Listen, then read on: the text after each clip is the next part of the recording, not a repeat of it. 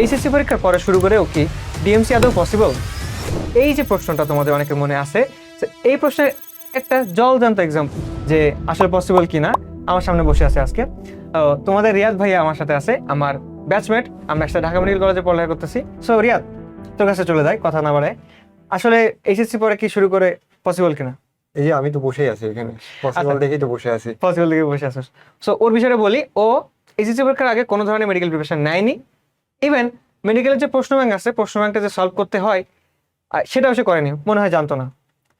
জানতো হয়তো বা, বাট সময় পায় নাই। সময় পায় নাই কেন? কারণ বান্দা ছিল ক্যাডেট কলেজের। সো ক্যাডেট কলেজে ওরা যে হয় যে ওরা মানে পড়ালেখার বাইরে খুবই কম সময় পায়, একাডেমিক পড়ালেখার বাইরে, এই জন্য আর কি মনে হয়নি। তুই বল বাকিটা। একদম ঠিক। একাডেমিক পড়াশোনার তো কম সময় পাওয়া যায় এমনিতেই, দিনে হাইস্ট 3 থেকে 4 ঘন্টা, প্লাস অন্যান্য প্রেশার তো থাকেই। ওইসব প্রেশারের কারণে অ্যাকচুয়ালি পড়াশোনাটা তেমনভাবে হয়ে ওঠে না। তো ওই টাইমে আবার আমি অ্যাডমিশনের প্রিপারেশন নেব, ওইটা তো আরও দূর কল্পনা। সো ওই বিলাসিতা। হ্যাঁ, বিলাসিতা আর কি বলা যায়। সো ওই টাইমে ওরকম অ্যাডমিশন নিয়ে চিন্তা ভাবনা করিনি, এইচএসসি নিয়ে ভাবছি, কলেজের ইন্টারনাল যেগুলো পরীক্ষা আছে ওইগুলো নিয়ে ভাবছি, ওইগুলোর জন্য প্রিপারেশন নিয়েছি। এই তো short syllabus preparation. Short syllabus. আচ্ছা, তাহলে মেডিকেলের যে প্রিপারেশন এটা কবে থেকে শুরু করছিস? মেডিকেল প্রিপারেশন নেওয়ার একটা ইতিহাস আছে আমার। ইতিহাসটা হচ্ছে এইচএসসি দিছি, এইচএসসি দেওয়ার পরে চিন্তা ভাবনা করলাম যে কোথাও তো ভর্তি হইতে হবে, ভালো কোথাও ভর্তি হইতে হবে। হ্যাঁ, যেহেতু ক্যাডেট কলেজ থেকে পড়ছি, আবার ক্যাডেট কলেজের ছেলেপেলেদের একটা কোশ্চেন, খুবই কমন কোশ্চেন ফেস করা লাগে, যে বাবা আর্মিতে যাও নাই কেন? হ্যাঁ, ক্যাডেট আর্মিতে যাও কলেজ নাই থেকে কেন? পড়ে বাবা আর্মিতে যাও নাই কেন? সেটাই, কেন আর্মিতে যাও না? তো এটাই আমার ফার্স্ট চয়েস ছিল, আর্মিতে যাওয়ার। এই জন্যই আর কি, মূলত কোনো অ্যাডমিশন নিয়ে চিন্তা ভাবনা ছিল না, আমার মেইন টার্গেট ছিল আর্মিতে যাওয়া। তো আইএসএসবি দিলাম, আইএসএসবি দিয়ে হয় নাই, রেড কার্ড পাইছি, আর্মিতে যাওয়া হয় নাই। ওই রেড কার্ড পাওয়ার পরে আমি ডিসিশন নিলাম ভালো কোথাও ভর্তি হইতে হবে, যে ক্যাডেট কলেজ থেকে পড়ছে অবশ্যই ভালো কোথাও চান্স পাইতে হবে। তো এই কারণে আমি আর কি অ্যানালাইসিস করলাম, অ্যাডমিশন টেস্ট করলাম। আচ্ছা। হ্যাঁ, বিভিন্ন ভার্সিটির অ্যাডমিশন টেস্ট করে অ্যানালাইসিস করলাম, দেখলাম যে মেডিকেল অ্যাডমিশনটা সবচেয়ে ইজি হয়। ইজি, সবচেয়ে ইজি ওকে, মেডিকেল সবচেয়ে ইজি, ঠিক আছে, noted, point to be noted, medical education সবচেয়ে easy.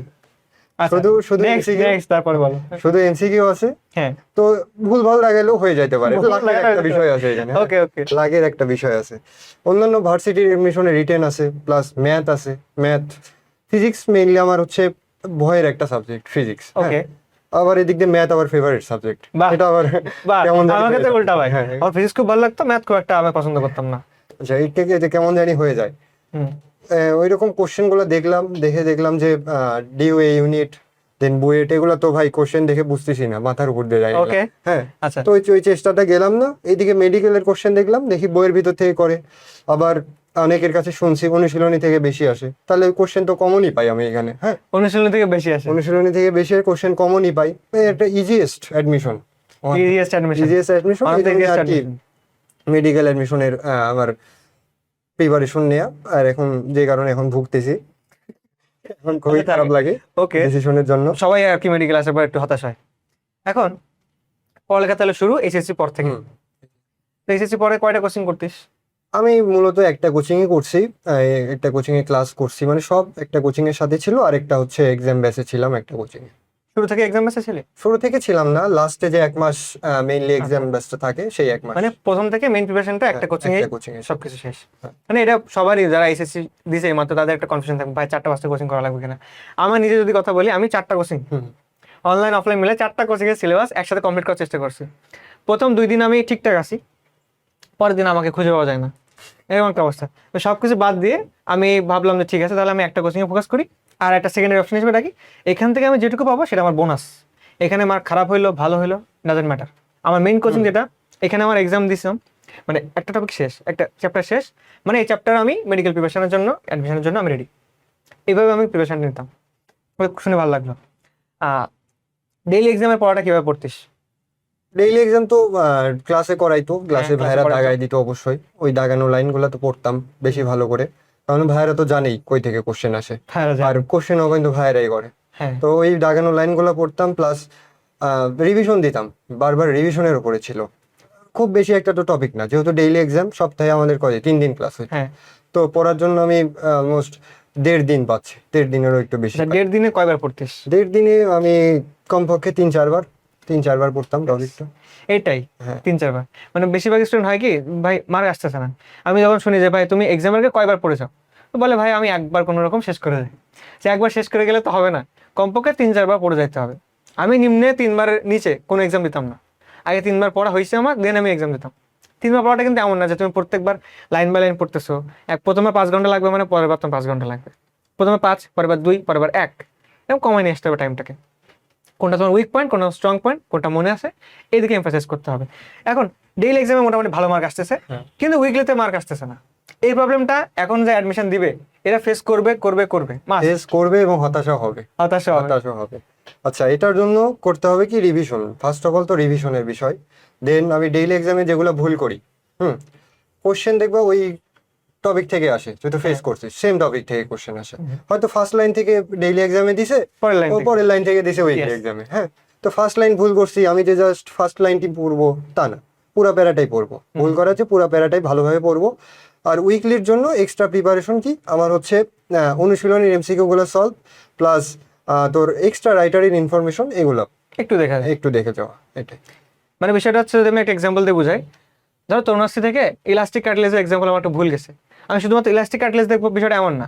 Hurling cartilage, elastic cartilage, 4টা কার্টিলেজ সবগুলোই দেখে যাবো যে এক্সাম্পল কি কি আছে। এইভাবে আর কি আমার যে ভুলগুলো সেগুলোকে আইডেন্টিফাই করতে হবে। বললি যখন হতাশ হবে, এখন হতাশ হইতিস কিনা নাম্বার কম পাইলে? নাম্বার কম পাইলে কখনো হতাশ হইতাম না আমি। হ্যাঁ, হতাশা আসলে ক্যাডেটের সাথে যায় না, ক্যাডেটের সাথে যায় না। কখনো হতাশ হয় না। ফ্লেক্স। হতাশ হতাশ হয়, অনেকে হতাশ হয়, হতাশ হওয়াটা উচিত না। এটা তো জাস্ট কোচিং এর একটা এক্সাম, এটা হচ্ছে তোমার কি একটা এক্সারসাইজ গ্রাউন্ড বলা যায়। হ্যাঁ, এখানে তোমাকে শিখতে হবে, ভুল হবে, শিখবা এখান থেকে। এই হতাশার যেন ওই মেইন এক্সাম সেন্টারে গিয়ে না হয়। মেইন এক্সাম সেন্টারে হতাশ হবা মানে এখানে তোমার চান্স মিস। এটাই, হতাশা কাটায় উঠতে হবে, বেশি বেশি এক্সাম দিয়ে হতাশাটা কাটায় উঠতে হবে। বেশি বেশি এক্সাম দিতে হবে। সো এই পর্যন্ত ঠিকই আছে, কভার করা যায় কোনোভাবে। উইকলিতে আমরা টাইম পাইতেছি, যখন আমার ডেইলি মানে যখন আমার সাবজেক্ট ফাইনাল, পেপার ফাইনাল বা মডেল টেস্ট আসে, তখন পড়ালেখার স্ট্র্যাটেজি কেমন হবে? সাবজেক্ট ফাইনাল, পেপার ফাইনালের ক্ষেত্রে তো হিউজ সিলেবাস, হ্যাঁ, পুরা obviously বই huge পড়া লাগে, পুরা বই পড়া লাগে। সময় থাকে একদিন, দেখা যায় 1 দিন বা 2 দিন সময় আছে। কিভাবে পড়বো আমি? আমি তো কিছু কিছু ইনফরমেশন আছে আমার যেগুলো জানি। হ্যাঁ, ওগুলো আমার বাপ জন্ম ভুলবো না, এরকম কিছু হ্যাঁ, ইনফরমেশন আছে। অবশ্যই। হ্যাঁ আর বেশি আর কতদিন? হ্যাঁ, তো এগুলো আমি বাপ জন্ম ভুলবো না। এগুলো কেন আমি আবার দেখবো, কেন রিভিশন দেবো আবার? যেগুলো আমার ভুল হয়, যেগুলো থেকে মেইন মেইন ইম্পর্টেন্ট টপিক আসার মতো, যেগুলো হচ্ছে সংখ্যার মান আছে কিছু কিছু, যে এটা কত থেকে কত, কত থেকে কত, এরকম কিছু কোশ্চেন আসে, ওইগুলো আমি বারবার দেখি। প্লাস কিছু কিছু চ্যাপ্টার আছে, দেখা যায় যে 1টা 2টা কোশ্চেন আসে, 100টা কোশ্চেনের মধ্যে 1টা 2টা আসে ওই চ্যাপ্টার থেকে। ওই চ্যাপ্টার অত গুরুত্ব দিতাম না। হ্যাঁ, ওই চ্যাপ্টার থেকে কিছু ইম্পর্টেন্ট বোল্ড লাইন গুলো থাকে, ওইগুলো দেখতাম। কিছু টপিক থাকে কিছু ইম্পর্টেন্ট। টপিক থাকে, ওই টপিকই জাস্ট পুরা বইয়ে আবিজাবি রচনা, ওই রচনা পড়তাম না। জাস্ট ওই যেগুলো, আর উইকলি বা ডেইলিতে যেগুলো ভুল হইতো ওইগুলো দেখতাম, এইগুলো। এখন সবকিছুর আড়ালে একটা জিনিস বাদ পড়ে গেছে, সেটা হচ্ছে জিকে ইংলিশ। এই জিনিসটা পড়ার টাইম পাওয়া যায় না, এইটা আপনি কি করতেন ভাই? জিকে ইংলিশ পড়ার টাইম পাওয়া যায় না, এটা ভুল কথা। হ্যাঁ, জিকে ইংলিশ পড়ার জন্য daily time, daily time time হচ্ছে ডেইলি, প্রতিদিনই পড়তে হবে। প্রতিদিনই পড়তে হবে, প্রতিদিনই সময় বের করতে হবে নিজের 1 থেকে 2 ঘন্টা অবশ্যই জিকে ইংলিশের জন্য। অন্যান্য সাবজেক্ট মিস গেলেও যেন জিকে ইংলিশ মিস না যায়, এটা জিকে ইংলিশ হচ্ছে ফরজ। খরচ। ভালো মেডিকেলে চান্স পাওয়ার জন্য জিকে ইংলিশে ভালো পাওয়া একটা মানে ট্রিক্স বলা যায়। জিকে ইংলিশে ভালো পাবো মানে ভালো মেডিকেলে চান্স পাবো আমি। এই জিকে পড়ার জন্য সিলেবাস নাই তো কোনো, জিকের কোনো সিলেবাস নাই, ইংলিশেরও কোনো সিলেবাস নাই। হিউজ, তুমি যে বই আমাদের টাইমে হয়েছিল যে নোটের একটা কোশ্চেন আসছে, আমাদের নোটে কোশ্চেন আছে ঠিক আছে, আবার আমাদের পরীক্ষার 1 মাস আগে বলছে আন্তর্জাতিক অ্যাড হবে। আন্তর্জাতিক অ্যাড হবে, তো ওই টাইমে তো মাথা খারাপ হয়ে গেছে অনেকে। আচ্ছা, যেটা নোটের কোশ্চেন আসছে ওটা কিন্তু আমি পড়ি নাই, আমার কোচিংও পড়ায় নাই, কোচিং এর বইও নাই। তার মানে জিকের একটা হিউজ সিলেবাস যে কোনো জায়গা থেকে আসতে পারে। সো ওই প্রিপারেশনটাই নিজেকে নিতে হবে, যে আমি জিকের জন্য যে একটা সিলেক্টিভ বই পড়বো এমন না। যে যেখান থেকে কালেক্ট করি আমি, নিউজ পেপার হোক, ফেসবুকের রিলসের মাধ্যমে হোক, ফেসবুকের রিলসের মাধ্যমে হোক, যেখানে মানে যেভাবে হয় নলেজ গ্যাদার করতে হবে আমার জিকের জন্য। ইংলিশের জন্য কিছু কিছু টপিক আছে যেগুলো খুবই আসে, যেমন তোর পার্টস অফ স্পিচ আসে, ভয়েস ন্যারেশন, দেন সিনোনিম অ্যান্টোনিম আসে বেশি, প্রিপোজিশন থেকে আসে, স্পেলিং থেকে আসে। তো এইগুলা কিছু সিলেক্টিভ টপিকই আছে ইংলিশের জন্য। তো ইংলিশের জন্য অত প্যারা হওয়ার কথা না, জাস্ট ভোকাবুলারির জন্য অনেকে প্যারা খায়, এটা আসলে মুখস্থের বিষয়, প্লাস কিছু ট্রিক্সের বিষয় আছে। হ্যাঁ, এটা প্যারা খাইতেই হবে, এটা সবাই খাইছে, সবারই খাইতে হবে প্যারা। আচ্ছা, সবকিছু গেল, পরীক্ষার দিনের স্ট্র্যাটেজি কেমন ছিল? পরীক্ষার দিনটা কেমন কি ছিল মেডিকেল অ্যাডমিশন? মেডিকেল অ্যাডমিশন দিনটা? পরীক্ষার দিনে আমি যখন পরীক্ষা দিতে গেলাম, হ্যাঁ। আমি তো গেছি কি নর্মাল একটা পরীক্ষা, নর্মাল একটা এই পরীক্ষা দিতে। পরীক্ষার উপরই যে আমার লাইফ ডিপেন্ড করতেছে এমন না। হ্যাঁ, আমি ওই রকম কোনো চিন্তা নিতাম না, কেননা এই এই চিন্তাটা মাথায় আসলে তখনই হতাশ হইতে হবে, আল্লাহ এইখানে চান্স না পাইলে যে আমার কি হয়ে যাবে এরকম কিছু একটা। তো এই চিন্তাটা মাথায় ছিল না আমার। পরীক্ষা দিতে গেছি 1 ঘন্টা আগে, অ্যাটলিস্ট 1 ঘন্টা ঘন্টা আগে আগে তো ঢুকতেই হয়। ঢুকতে হয়ে বসে থাকতে হয়। বসে থাকতে হয়। ওই বসে থাকাটা হচ্ছে সবচেয়ে প্রেশারাইজড একটা টাইম। হ্যাঁ, বসেছিলাম চুপচাপ, সবাই চুপচাপ, সবাই দোয়া করতেছে, ঘামতেছে, অনেকে কাঁপাকাঁপি করতেছে, মানে ভয়ে কাঁপাকাঁপি করতেছে। ওগুলা দেখে আমি মজা নিচ্ছি, কি রে মজা নিচ্ছি। কি রে ভাই, এরকম করতেছে কেন এটা, কাঁপতেছে কেউ কেউ, একজন মাথা ডেস্কের সাথে লাগাইয়ে শুয়ে আছে। আমি এইসব দেখতেছি, ঘুরতেছি, দেখতেছি টিচারদের, দেখতেছি ওনারা কি করে, টিচাররা কোশ্চেন রাখতেছে, ওগুলা দেখতেছি, কোনো কোশ্চেন দেখা যাচ্ছে কিনা এটা চেক করতেছি, মানে আর কি দুষ্টুমি টাইপ আর কি। হ্যাঁ, আচ্ছা, জায়গায় বসে মানে মোটা থেকে সিরিয়াস না যে আমাকে মোটেও পরীক্ষা serious দিতে না। হ্যাঁ। পরীক্ষা মেডিকেল পরীক্ষা হবে, পরীক্ষা নিয়ে আবার সিরিয়াস না এরকম বিষয় না, সিরিয়াস পরীক্ষা নিয়ে, কিন্তু টেনশন নিয়ে সিরিয়াস। টেনশন নাই আর কি। আচ্ছা, এটাই এটাই। পরীক্ষা প্রশ্ন আসছে, দাগাইছি, চলে গেছে। প্রশ্ন আসছে, দাগাইছি, ফার্স্টের 10টা পারছি, ওইখানে কনফিডেন্স বেড়ে গেছে, আপ কনফিডেন্স ওইখানে আপ, যে 10টা পারছি, এখন দাগাই যাই। হ্যাঁ, দাগায় গেছি, দেখি পারতেছি, কিছু কিছু যেগুলো পারতেছি না সাথে সাথে স্কিপ। হ্যাঁ। হ্যাঁ, ওটার পেছনে কোনো টাইম দেই নাই, যেটা পারতেছি না স্কিপ করে গেলাম। এইভাবে দাগাইতে দাগাইতে দেখলাম কি 18 মিনিটে 82টা দাগিয়ে ফেলছি আমি। 18 মিনিটে ঘুরে আসি, হিউজ ভাই। 18 মিনিটে 82টা দাগিয়ে ফেলছি। কিছু কিছু ম্যাথ ছিল, হ্যাঁ, এই ম্যাথে দাগাইতে যে মুখস্থ করে আসছিলাম, ম্যাথ হ্যাঁ, হ্যাঁ, সেম ম্যাথই ছিল, chemistry পড়ছিল না। কেমিস্ট্রি ম্যাথ সেম ছিল, মুখস্থ করে আসছিলাম, মুখস্থ করে আসি দাগাইতে যে ভুল দাগিয়ে ফেলছি। সেম ভাই, আমি এই কাজটাই করছি। আমি সেম কাজটা আমি করছি, কেমিস্ট্রি ওই ম্যাথটা আমি কোচিং এর এক্সামে ভুল করছি। তারপর গিয়ে দেখছি যে অনুশীলনী, মানে ওই যে বইয়ের ভিতরে বক্স থাকে, ওইখান থেকে এটা আসছে, এবং ওইখান থেকে আমি দাগা রাখছি যে এটা আসলে আমি এই অ্যান্সারটা দাগাবো। আমি এতবার প্র্যাকটিস করছি যে আমার মুখস্থ হয়ে গেছে, পরীক্ষাতে আমি এটা ভুল লাগাইছি। মানে এই সেম জিনিস আমার সাথে করতে ভাই, কষ্ট ভাই। 1.25 নেগেটিভ। এইটার একটা হচ্ছে শিক্ষণীয় বিষয় কি, ওভার কনফিডেন্ট ওভার কনফিডেন্ট হওয়া যাবে না। হ্যাঁ, আমার সময় আছে, মানে ম্যাথটা সময় আছে। করে দেন তুমি অ্যান্সারটা করো। সময়টা এখন হিউজ, 15 মিনিট আরো বাড়াইছে, হ্যাঁ, ওই 5টা মানবিকের 15 জন্য 15 মিনিট বাড়াই দিছে। এখন হিউজ টাইম, হ্যাঁ, টাইম ম্যানেজমেন্টে কারো ঝামেলা হবে না অ্যাটলিস্ট, আশা করি। আশা করি হবে না। তো ওই সময় নিয়ে দাগাইতে হবে, এর অপশন গুলো দেখতে হবে, 4টা অপশনই পড়তে হবে। ক নাম্বারে অ্যান্সার আছে দেখে খ, গ, ঘ, বাকি 3টা দেখবোই না আমি, এরকম না। এরকম যদি টাইম কম থাকে তখন এরকম করতে পারো, বাকি সব অপশন দেখে, এটা আমার জীবন থেকে নেওয়া, সব অপশন দেখে অ্যান্সার দিতে হবে। আচ্ছা, তুই যে বললে প্রথম 10টা পারছিস, আমার ক্ষেত্রে হচ্ছে আমি প্রথম অ্যান্সারটাই পারি না। 1 নম্বর যেটা এমসিকিউ, আমি 1 নম্বর এমসিকিউ পারি না। ওই সময় তো একটু ওকে, সমস্যা নেই, পরেরগুলো পারবো, বাকি 99টা আছে তো, হ্যাঁ, এগুলো- এগুলো আমি পারবো, ওকে, কুল ডাউন কুল ডাউন, এই বলে নিজে চলে গেছে। পরেরগুলো পারতেছি। পরে 50-50 ছিলাম, ওইটা লাস্টে ভুল লাগাইছিলাম আর কি, বেশি ভাবতে গিয়ে ভুল লাগাইছিলাম। প্রথম যেটা ভাবছি ওইটাই অ্যান্সার ছিল আর কি, তো বেশি ভাবতে গিয়ে ভুল লাগাইছি। যেটা এরকম হবে, পারতেছো না, বাট মনে হয় 50-50, যেটা প্রথম মনে ছিল ওটা দাগাবা, নিঃসন্দেহে দাগাবা 10টা, তার মধ্যে 5টা হয়ে গেছে। এরকম আমার লাইফ এক্সপিরিয়েন্স বলে যে প্রথম যেটা মনে আমি ওই যে 3টা দাগাই নাই পরীক্ষায়, 3টা দাগাই নাই, ভাবছিলাম যে ওই 3টাই হবে, হুম। পরে ওই 3টাই কারেক্ট, কিন্তু দাগাই নাই, 3টাই হইতো, 3টাই হয়তো 3টাই হইতো, miss miss Miss. Miss. Miss. So why ডাক্তারি, শুধু এই কারণে যে পরীক্ষাটা ইজি ছিল, এই কারণে। এর পেছনে এটাও কোনো একটা কারণ, এটা একটা হচ্ছে মেইন কারণ, এটা মেইন কারণ। এটা মেইন কারণ। ছোটবেলা থেকে তো ইচ্ছা ছিল না, মানে ইচ্ছা ছিল না বলতে ডাক্তার হব না এরকম না, হুম।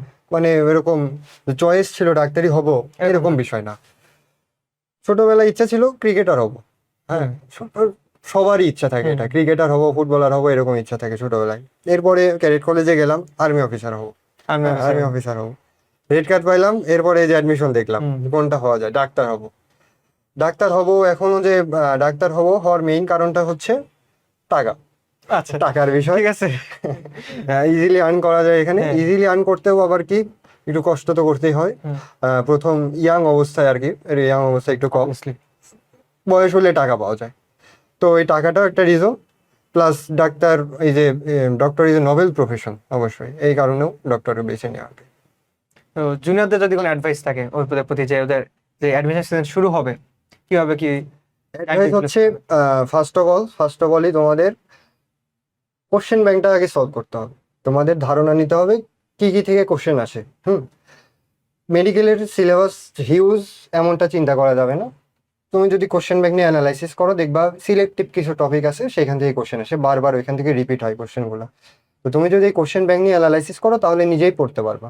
আর পড়ার টাইমে একটা কাজ করবা, যখন নিজে পড়বা নিজে প্রশ্নকর্তা হিসেবে কাজ করবা। হ্যাঁ, নিজে তুমি যদি প্রশ্নকর্তা হইতা, তুমি ওই লাইন থেকে কি কোশ্চেন করতা, তুমি ওই টপিক থেকে কি কি কোশ্চেন করতা, নিজে কোশ্চেন করবা, নিজে অ্যান্সার দিবা। এটা একটা ভালো পয়েন্ট, আমি এটা করতাম, আমার কাজে লাগছে এটা। হ্যাঁ, আর পরীক্ষায় ভুল হইলে ভুলটা বারবার দেখবা, ওই ভুল থেকে এবং ওই টপিক থেকে যেন নেক্সট টাইম ভুল না হয়।